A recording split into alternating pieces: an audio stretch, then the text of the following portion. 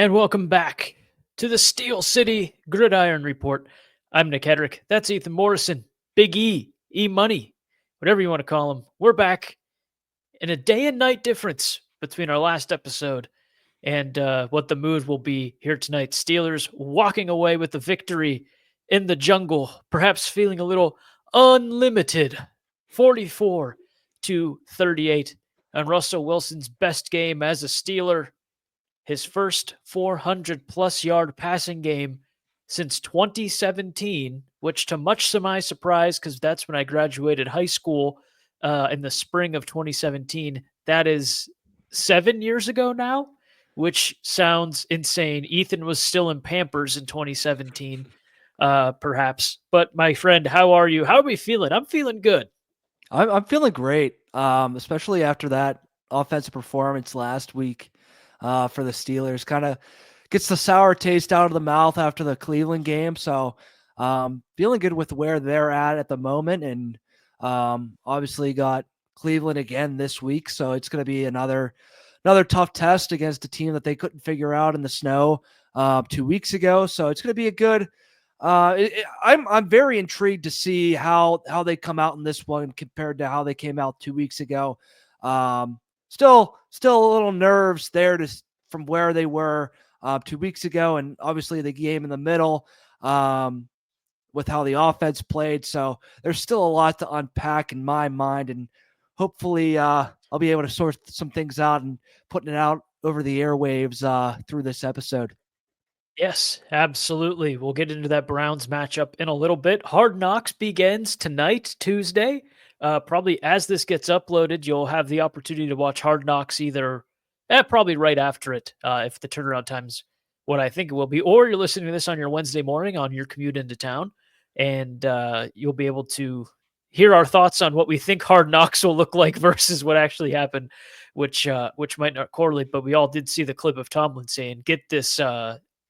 SHIT off me. We're trying not to swear anymore. I don't know how well it's going to go. I'll probably swear at some point, but we saw the clip. You know what I'm talking about. So very excited to get some Tomlinisms, especially if he's forgetting he's mic'd up and seeing him in his natural state to see how things go about there. But anyway, Steelers defeat the Bengals, and I'm not going to do my full 10-minute game recap like last week, but that pick six from Russ to start the game, you go, oh boy, here we go. We're in that lull period of the season. But boy, did they fight back. I know the Bengals defense is absolutely putrid. We're not going to write home about that and act like this was some offensive awakening. I do think it was a game that went so well for them offensively, they can carry this momentum into Cleveland, maybe officially say they've turned a corner, gotten into a good rhythm now, a little past the midway point of the season. And I think it's going to be a game that they can use as a springboard, but I don't think we're going to look back at this and say this, fixed all the problems. I'm sure there'll still be some frustrating offensive outings, but a really promising day for them. It almost felt like every time they got the ball, you were expecting points, which was really nice. I can't tell you the last time I had that thought, but for the first time in a very long time, I was going, wow, like we're just going to go down and, match them. And that was really nice to feel because I haven't felt that in a very, very, very long time. So an awesome feeling. A lot of things to open up here. It's Tuesday night, Wednesday again, potentially by the time you're listening to this. We're going to assume you know all the key points of the game, so not going to run through the whole thing. But Ethan, I'll let you go, and we can play ping pong going back and forth here. Anything you wanted to touch on here in this game that we can talk about for a few moments? Yeah, you mentioned not knowing when the last time you felt confident in the offense and being able to go back and forth with the team. And I don't think I've felt as confident as I have from an offensive standpoint in a game since the Killer Bees era of the team.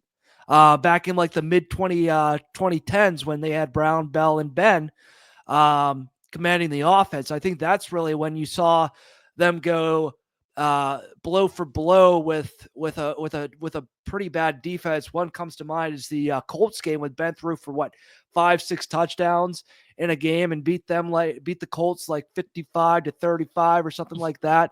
Or against the Bengals in like 29 or not against the Bengals, against the Ravens back in 2019 at home in December when Ben was going blow for blow in that game. So really haven't had that confidence or that feeling of you're going to go down and score every single drive. And Yeah, we know that the Bengals defense is putrid, and we're not going to go fully into detail about that and how bad they were and are as a full unit. But you have to have some more confidence in the Steelers offense after you see it. Even with how bad the Bengals offense was, the Steelers could have just laid a duck in a goose egg and just have not done anything and looked like the same old offense they did week after week heading into the game.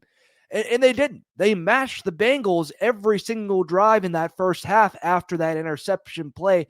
They went from that interception, quick score for a touchdown. Bengals answered, touchdown.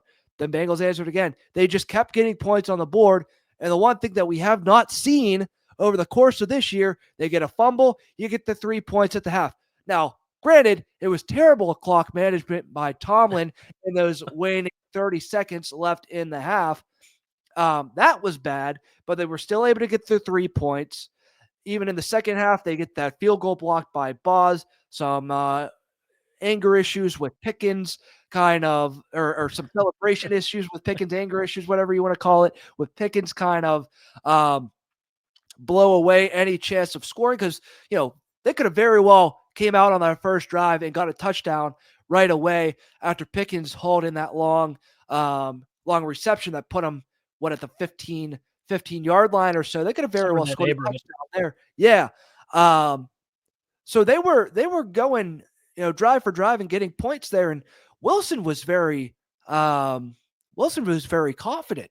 And I'm going to steal this from what a lot of other people said. He looks like he's he's no spring chicken, but he looks like he's 25, 30 years old again. He looks 6 years younger than he did, 2 weeks ago when he turned 36. He looked very, very confident. Looked like he was able to sling the rock, throw it into tight windows, and make the right reads, which is something we haven't seen all year, even though he was able to air the ball out. But I think you saw a more confident Russ. Yeah, the defense was bad, but it was a more confident Russ, and I think you can piggyback that into a Browns game where Denver, granted their offense is also pretty good, but they put up how many points against Cleveland last night and were able to do so. And I think if you couple that with how the Steelers played against the Bengals a week prior, I think they're in good shape.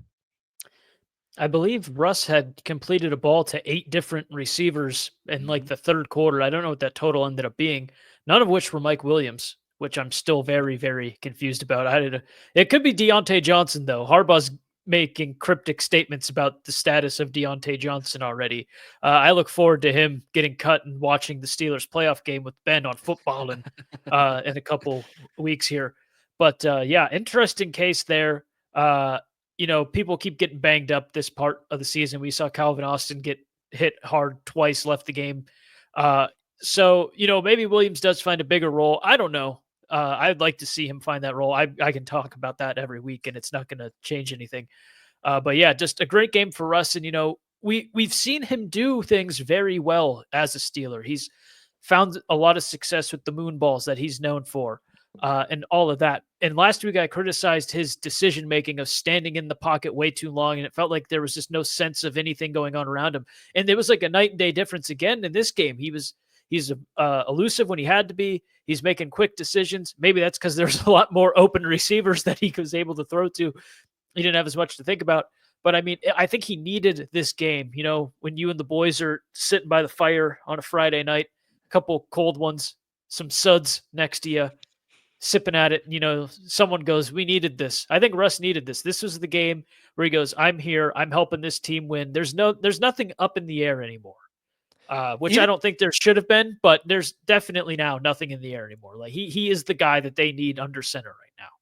Go ahead with whatever. Yeah, even with the pressure, he was getting the ball out in like a second and a half, 2 seconds after the ball was snapped. So he's getting the ball out fast. He's finding the guys.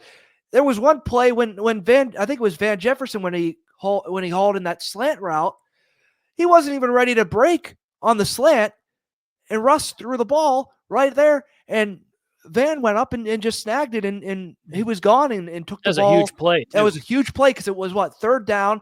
The Bengals set the house on them. They blitzed every single one. So he got the ball out quick and found the open man.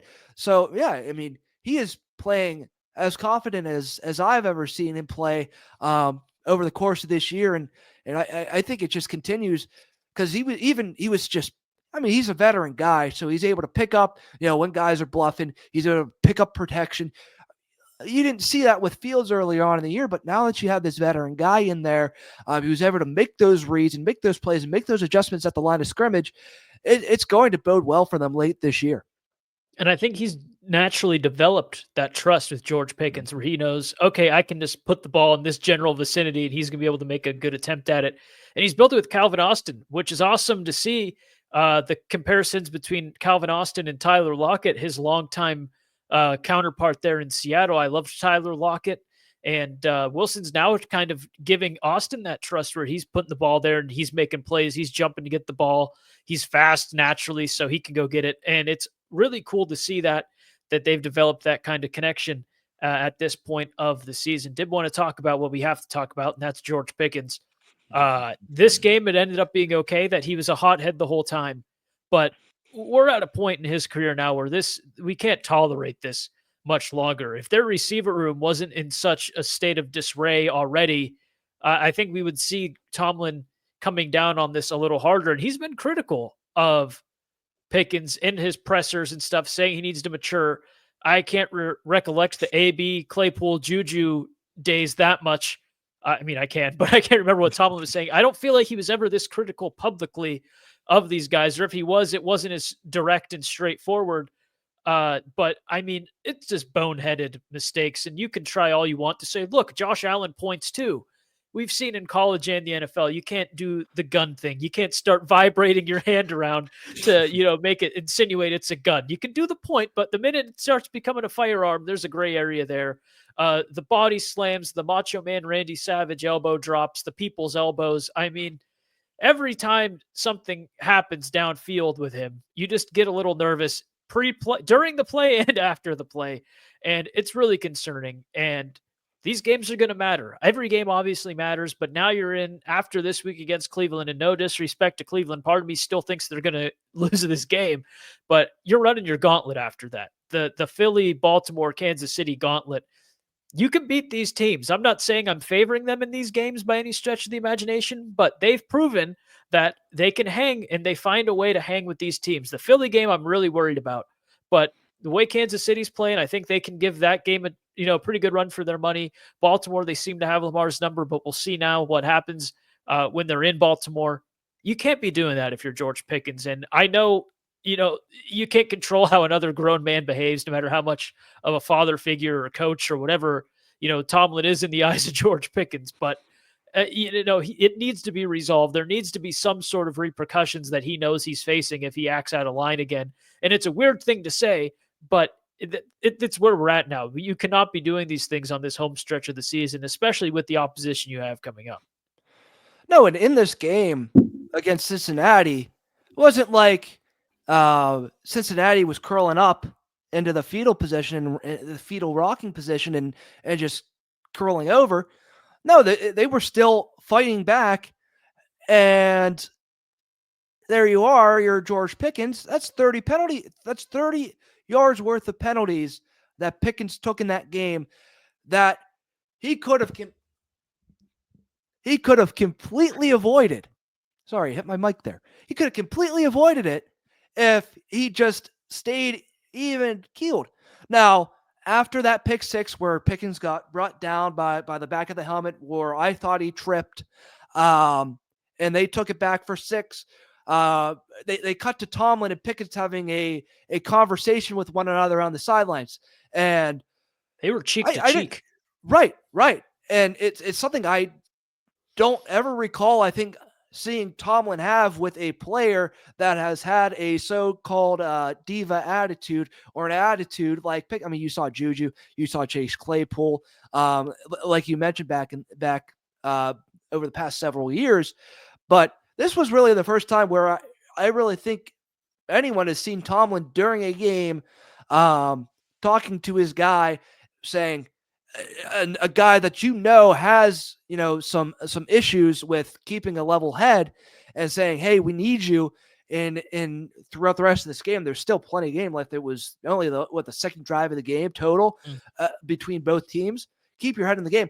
I thought after that, stupid me, um, he would keep a level head like anyone normally would, and just go on throughout the game. And then what happened the next drive? He came out, dropped the ball on the Cincinnati defender, got called for taunting, and then came down at the beginning of the second half, started trotting around after he went out of bounds on that deep reception. And I go, don't do anything stupid. He's going to do something stupid. Just walk back to the huddle. Nope, he doesn't. He trots in the end zone, points to the crowd, and does his little hand gesture thing, and gets flagged for that as well. He could have very well been tossed from that game, but I guess it doesn't amount to being ejected for doing that. I guess doesn't fit the criteria for the second unsportsmanlike. So I never have an issue saying when I'm no, genuinely unaware of something. I know you can, get disqualified by right. having unsportsmanlike penalties. After the first one, I got really worried when the second one came down Mm-hmm. because I was like, "Oh, it has to be 2 and you're gone." Because Right. I've never looked into the rule enough. Because like, okay, once you get one, you're not going to be an idiot and do something like that again for the rest of the game. And then when they said, "But this time it doesn't qualify as him getting disqualified," I was like, "I wonder what on earth this rule actually is," because I sure as hell don't know it. Because I never thought I would see it in an NFL game. Maybe silly me in the heat of the moment thinking maybe it's not possible, but I really was like, all right, like surely no one would get two. And George Pickens did. Yeah. Yeah, it's completely on call. I mean, you don't need that in the game. And yeah, Nick, like you said, down the stretch now, it's crunch time. You can't have these games against your Kansas Cities, your Baltimores, your Philadelphias. You can't have this type of stuff. It's ridiculous. It's uncalled for. Um, you don't want to bench the guy because he's a valuable asset for your You team. can't afford to bench the Deep guy. downfield, you can't afford to bench him. And even though it negates all of the yardage he just gave up, he's still useful down the stretch. So, I mean, both of those times where he got flagged and penalized, it negated all the yardage that he just gained. But, just even looking at it, he's still a very big part of that receiving core. And without him now, it's just not going to bode well if you try to bench him. And even though that's the right call in this moment, is to bench the guy if he's acting out of line. And you just can't at this point in the year when he is your number one target and he plays like a number one guy. And there's so much up in the air with Mike Williams. Calvin Austin's obviously out now. Yeah, you can't bench the guy for doing the stuff. You just gotta bite your shirt, bite your nails, and just say, all right, The Mike Tyson glove bite. yeah, the glove bite for Tyson, just his little shtick, his little thing. You got to do that because, I mean, he's your best guy out there, and he can impact the game in more ways than one. Remember last year? I can't remember what he did, but we all thought he was going to get like they were going to bench him for the game.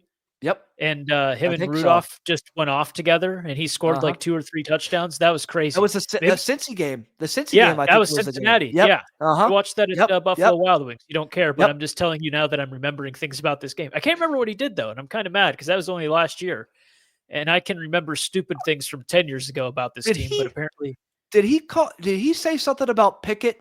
And then didn't he want he Rudolph to start or something he might along have those lines? I can't it would all be speculation, Right. I can't Right. remember.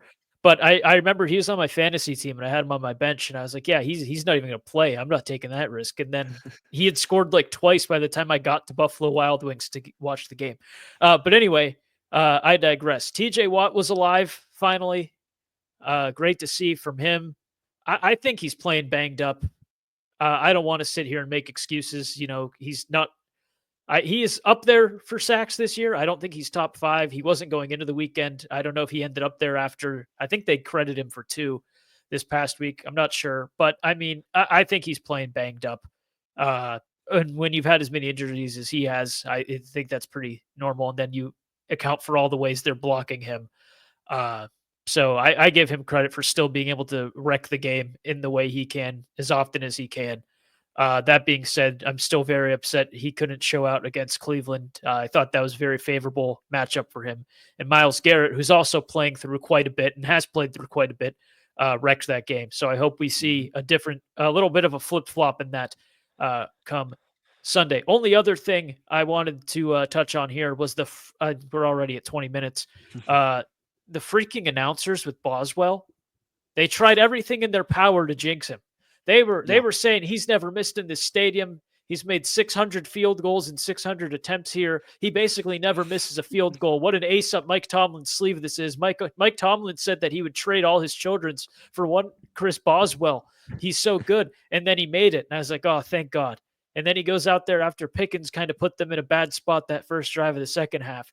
And they did the whole thing again. They read off the whole menu once again of all his accolades, and they block it. And you could tell they were so excited. They're like, "He's not a machine." It was like Ivan Drago and Rocky. He's not a machine. He's finally missed, and it's like it was blocked.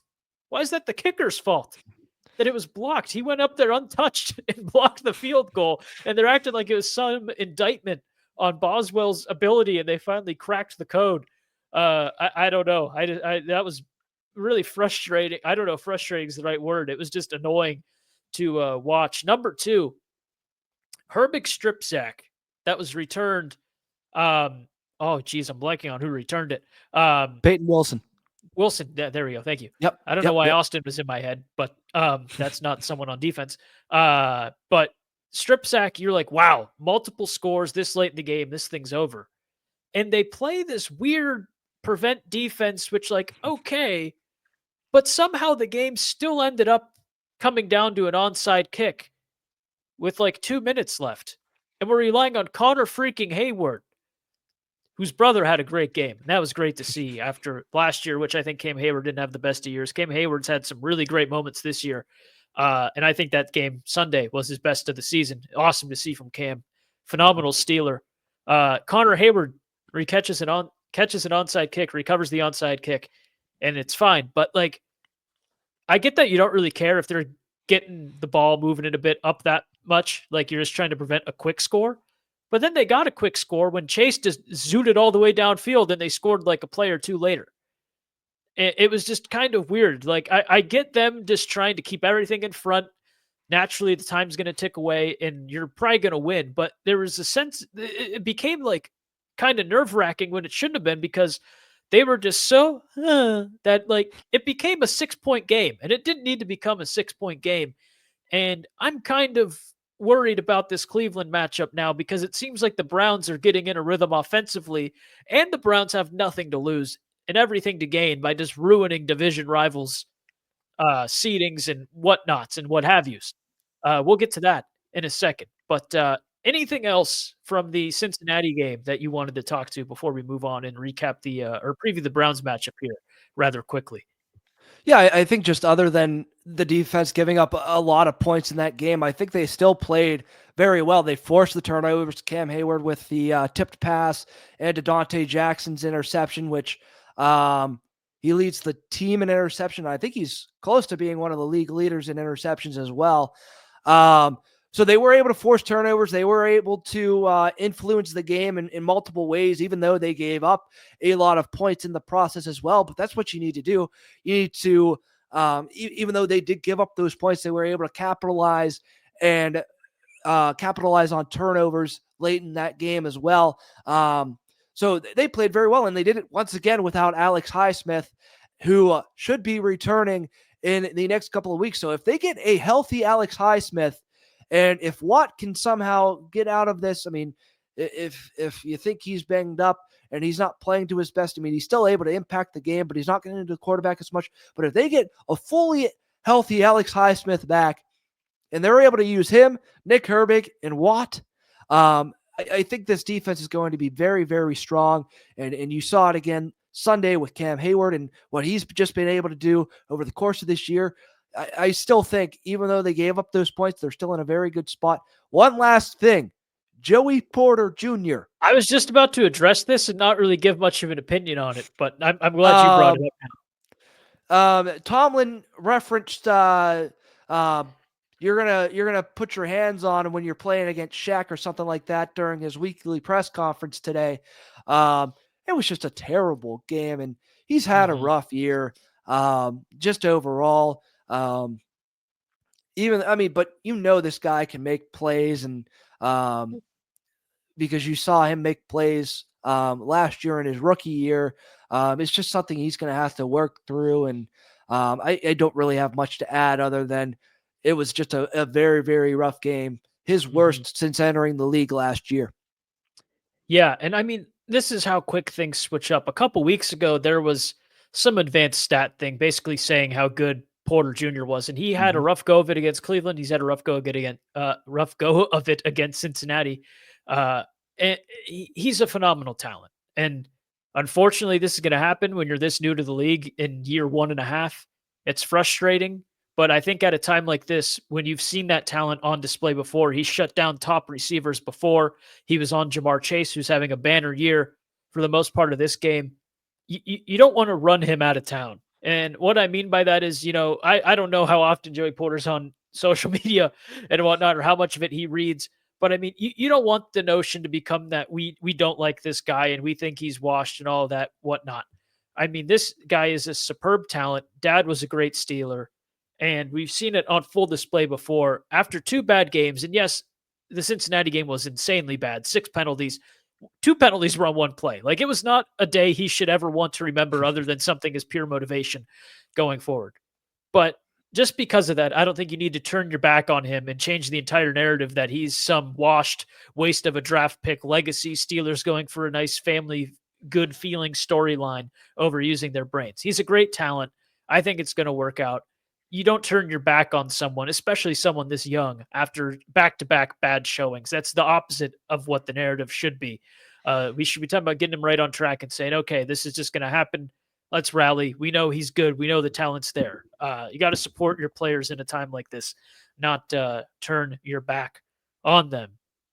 Cleveland's doing the opposite of turning its back on Jameis Winston, the legend living on after what might have been the game of the year against Denver on Monday night. Unfortunately, I was not able to watch this one, watch the 18-minute highlight video or whatever it was on the NFL's YouTube channel today. Phenomenal game.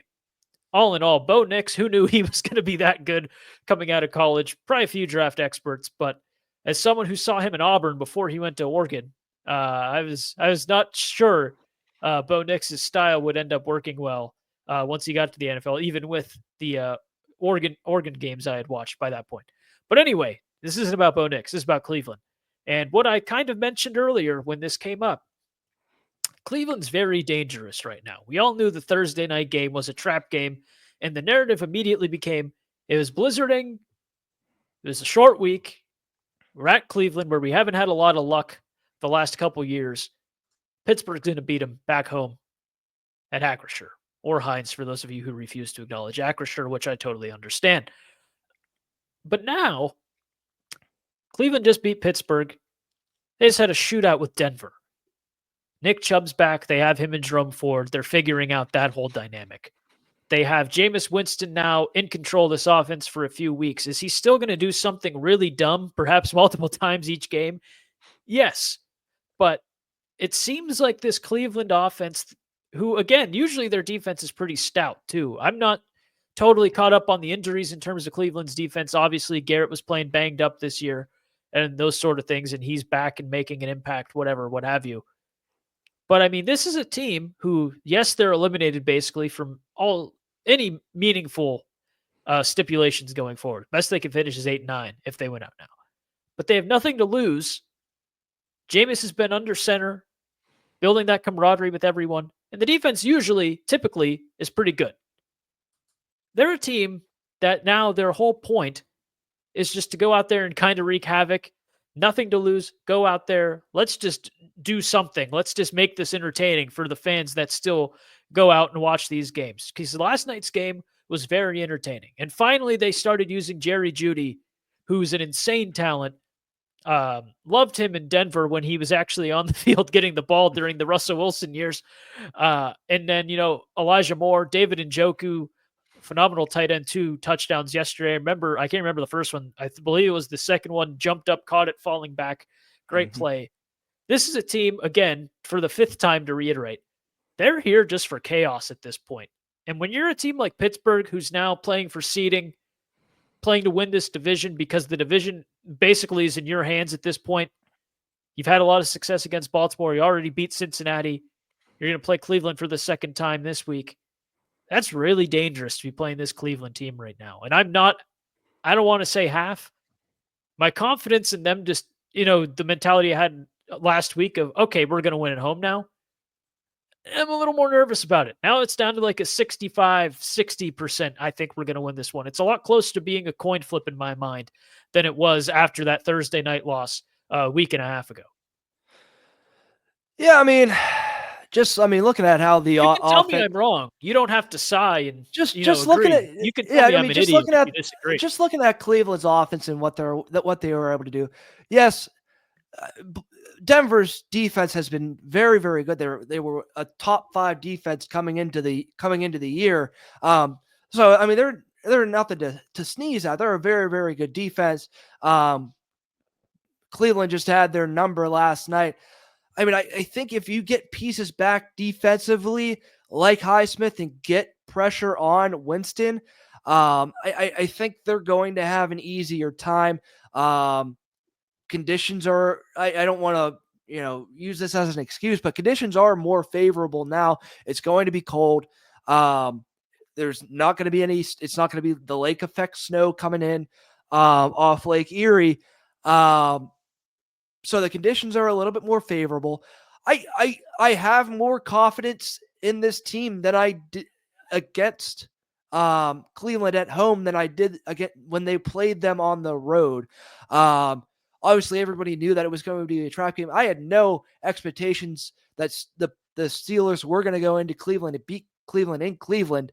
But now back at home, throwing out last week's game, I do have confidence in them beating Cleveland, even after Cleveland came out and put up the showing that they did against Denver.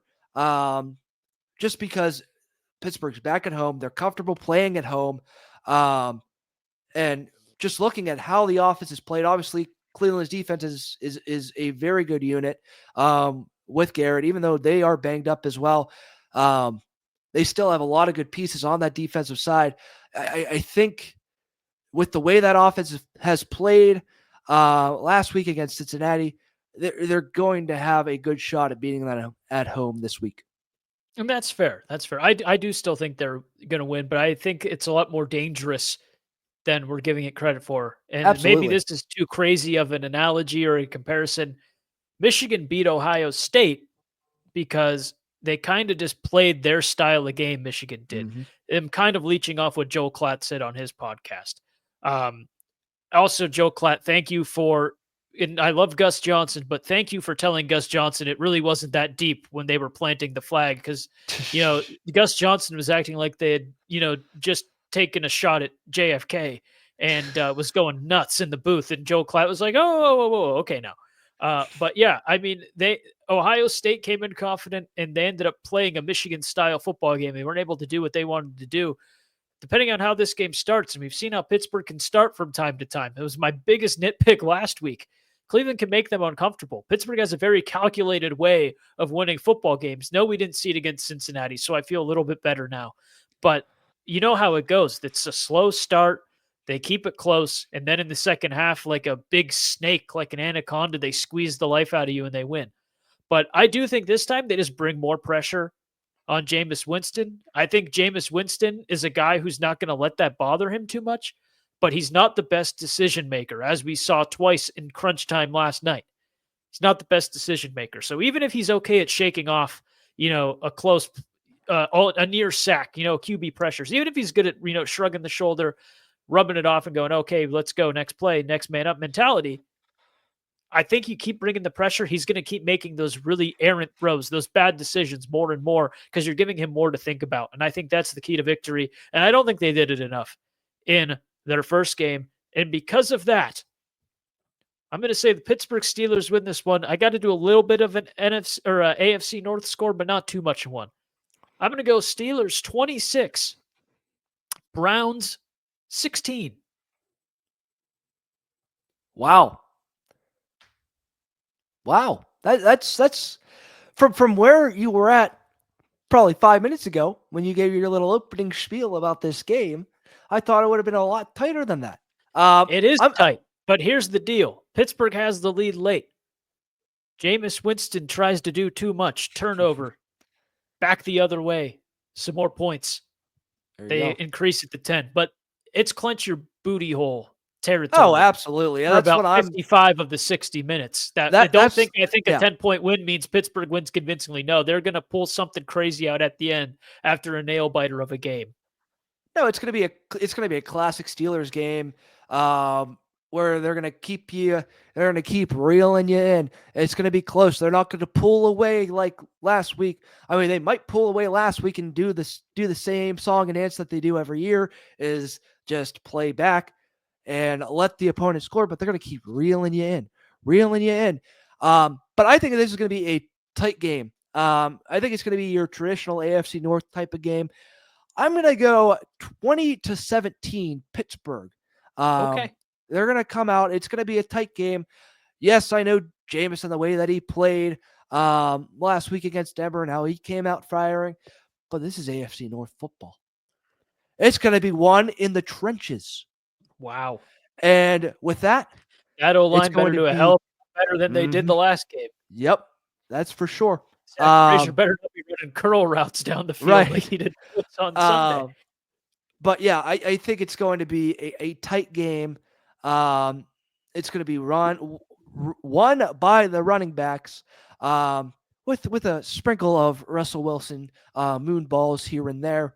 But yeah, I mean, I think it's going to be a much tighter game than I think a lot of people are coming out at compared to the Cincy game and the Denver game. But yeah, that's what I think. 2017, the final. All right. Well, we'll keep that in mind, hoping for a fun AFC North battle here between the Steelers and the Browns. Hard Knocks, again, debuts tonight, Tuesday night. If you're listening tonight, should be a fun one. My take is there's not going to be a ton of Steelers content. They're gonna wish there was. And, we've seen the locker room videos. We've seen all the funny things the players are saying. Najee went out of the game because of Jill's banana something, Pat Fryermuth's girlfriend. We see all the funny things these guys do. But I think Tomlin's going to have them under wraps when the cameras are on. Like, I think that's going to be a very lame product from the Steelers side of things. I think Tomlin's just going to have them conditioned to just be very boring when they know the cameras are around and stuff. But I've been wrong before, but we'll see. We're going to do a new thing, maybe this week only, Fantasy Football Corner, because I just want to share this. I believe I'm the 2 seed or 3 seed right now in my league, 9-4. I was 9-2. 2 weeks ago, I had some of my best players on bye, played the number 1 seed, who I beat in the championship last year, beat week 1 this year, and now he won our second regular season matchup this year. So the seeds are planted for a nice big playoff matchup between the two of us. Lost to him. This week I lost by 2. I played Kyle Pitts over Pat Fryermuth, which I debated all week. It was really the only thing in my lineup I debated. And I keep giving Kyle Pitts the benefit of the doubt. And I probably should have stopped doing that weeks ago. So I lost by 2 points. Uh-oh. Guy that beat me 2 weeks ago is the number 1 seed. Me and another guy are tied for the 2nd seed, which is the other bye for the first round playoffs. 6 of the 12 teams make the playoffs. He has a bunch of guys on bye, and he's playing a 2-10 team, 2-11 team, who just won its first game since week 1. Oh, geez. This last week. I am playing another playoff team. He's 7-6. Probably going to make the playoffs unless I beat him. But that's a tall task because I will be losing Lamar Jackson to bye, Stevenson from New England to bye, and perhaps the biggest one, Joe Mixon due to bye. And I'm replacing them with Leggett from Carolina, which they're trending in a much better direction than they were the first couple weeks of the season. So there's a chance he gets me a decent amount. Jalen Warren, who scored the last time I played him due to players being on bye against Cleveland, and Baker Mayfield, who's a crazy hit or miss as a fantasy quarterback. If I win, I'm probably going to get that bye. If I lose, it comes down to points scored, which is a very testy, muddy waters there. But I'm excited and happy to share this little storyline with you. There's a low point in the fantasy season for me, but once that playoff picture starts taking shape, you get back into it real quick. And I'm really into it right now, really invested right now. So yeah, that's where we are. And I look forward to updating all of you next week. Ethan, how is your fantasy league going? I'm in one league. I'm in a dynasty league. Wow. You might as well just call me the Kansas City Chiefs. Wow. Because I've got This guy Rashee drafts Rice. so well. It was not the draft. It's not the draft's fault. It's player movement. So I got DeAndre Hopkins, Clyde Edwards-Helaire. I had Sky Moore during the year, or before the season started, before I dropped them. There's some other guys that I'm missing that came over to Kansas City, but I have about four or five Kansas City players on my roster right now. Most of them are on IR. I thought you meant you were the Chiefs because you like win all the time, but it turns out he just keeps picking up new Chiefs players. The first year that we did the league, which was 2 years ago, I was in first place, so I won a bunch of money. Yay me. Then last year I came in third place, so I got my money back.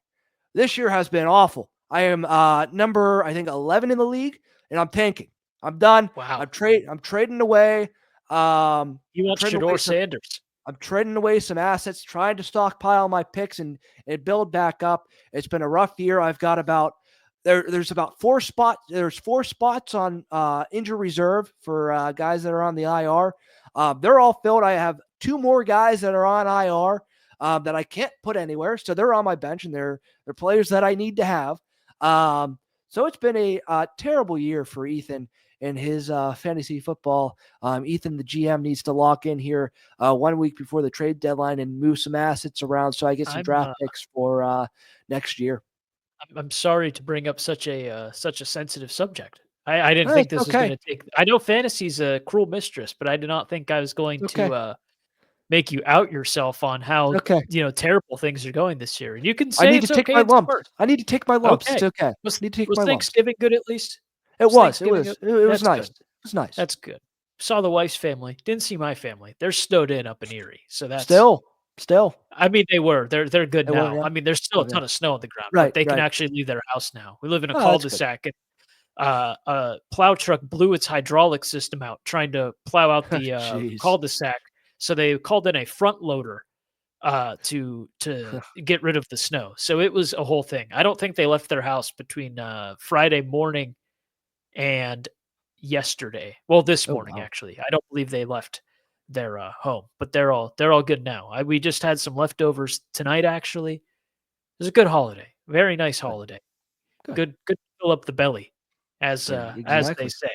We're going to be filled up with NFL action this weekend. Hope everyone enjoys the games. We'll be back next week to discuss the Browns-Steelers fallout and what we think is going to happen in the Battle of Pennsylvania. The Eagles. I was going to caw really loud, but I don't want my wife and neighbor to think I'm crazy. Philadelphia and Pittsburgh taking place next week. We'll break that one down and break down the Steelers-Browns results and whatever goofy nonsense we can come up in the meantime. Thanks for tuning in. That's Ethan Morrison. I'm trying to point at him if you're just listening. I'm Nick Hedrick. You've been wonderful. We will see you next week.